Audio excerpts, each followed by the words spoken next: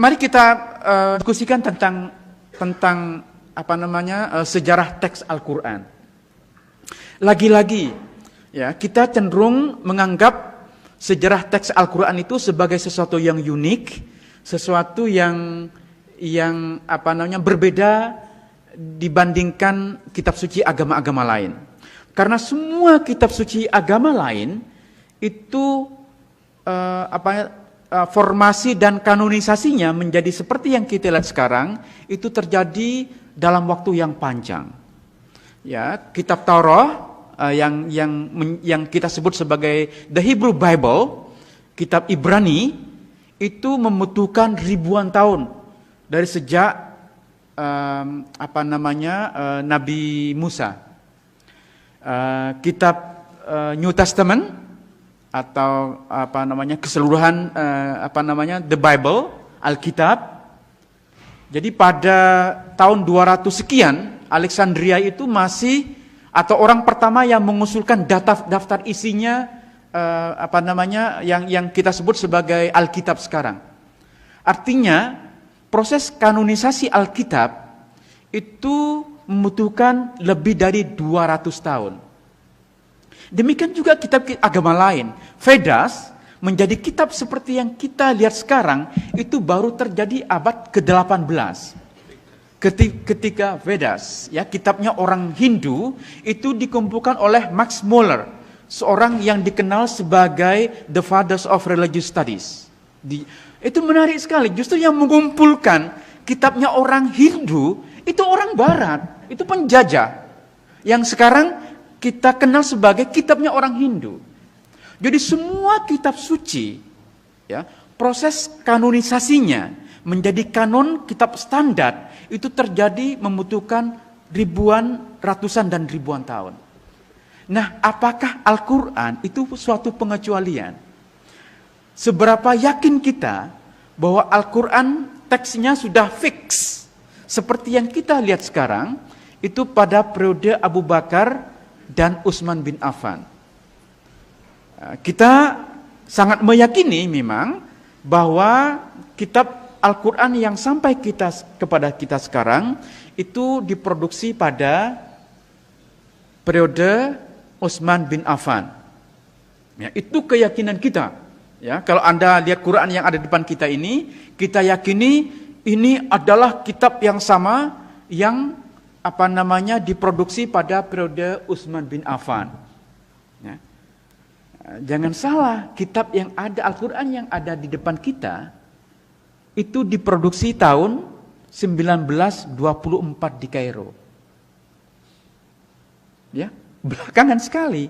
Jadi kitab Quran standar yang ada di mana-mana, termasuk yang di depan kita sekarang, itu adalah produk dari komite yang dibuat oleh Menteri Dalam Negeri di Mesir dan terbit pertama kali tahun 1924. Dan kenapa kemudian lahir menjadi kitab standar? Karena waktu itu, seperti halnya sekarang, Mesir itu menjadi kiblat orang-orang yang ingin mencari ilmu dari berbagai negara. Nah, para mahasiswa yang datang ke Mesir itu umumnya membawa Qur'annya sendiri-sendiri. Ada yang membawa dari Yaman, ada yang membawa dari Turki, dari Jakarta, dari Indonesia, dan dalam banyak edisi ada perbedaan-perbedaan. Ya, kan terutama di Yaman, di Maroko, mereka membaca Quran dengan cara berbeda dengan kita. Itu harus kita tahu, ya. Dan kita juga tahu bahwa minimal ada 7 bacaan Quran yang dibenarkan. Jadi ketika Al-Quran versi tertentu dari yang diterbitkan oleh satu negara berbeda, bukan salah, karena mereka menuliskan itu sesuai dengan bacaan yang mereka ikuti. Bacaan yang umumnya diikuti oleh kita di Indonesia itu bacaan Asim. Ya. Nah, di negara-negara lain mereka menggunakan bacaan yang berbeda. Nah, ini bagi pemerintah Mesir dikhawatirkan akan membingungkan ketika mahasiswa dari berbagai negara itu membawa Qur'annya dengan versi yang berbeda-beda. Maka kemudian dibentuklah satu komite untuk menyatukan versi Al-Quran. Setelah melalui berbagai perdebatan, karena banyak yang tidak setuju, termasuk juga untuk mencetak Al-Quran, karena khawatir bahannya najis katanya, apalagi mesinnya dibuat oleh orang kafir. Jadi banyak yang tidak setuju bahwa Al-Quran itu akan dicetak.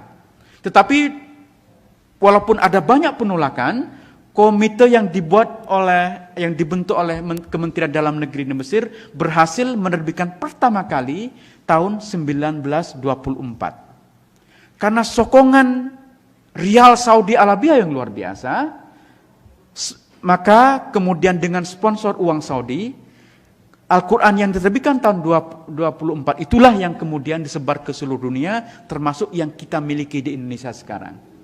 Jadi Al-Quran standar yang kita miliki itu produk tahun 1924.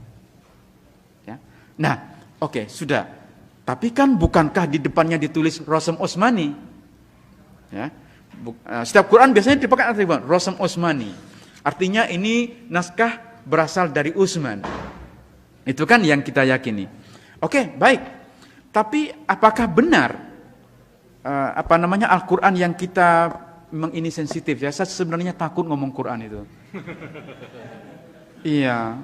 Atau kita skip Qur'annya, karena ini kitab suci yang paling sensitif kita omongin. Ntar saya dibilang ini kok mengkritik Al-Quran. Saya tidak mengkritik Al-Qurannya ya, ini harus Anda pahami. Yang saya persoalkan itu adalah sejarahnya, sejarah teks, pemahaman historis kita tentang bagaimana Al-Quran ini terbentuk. Jadi jangan salah, nanti ada yang ngutip ini katanya orang lahir di ngajar di barat mengkritik Al-Quran. Tidak benar, saya tidak mengkritik Al-Quran. Yang saya persoalkan adalah pemahaman historis kita tentang bagaimana Al-Quran sampai kepada kita sekarang. Itu yang menjadi concern saya. Ya.